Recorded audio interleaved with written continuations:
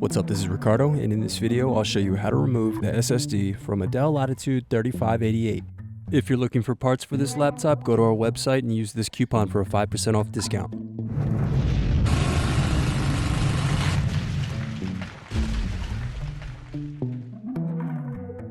First unscrew, then remove access door.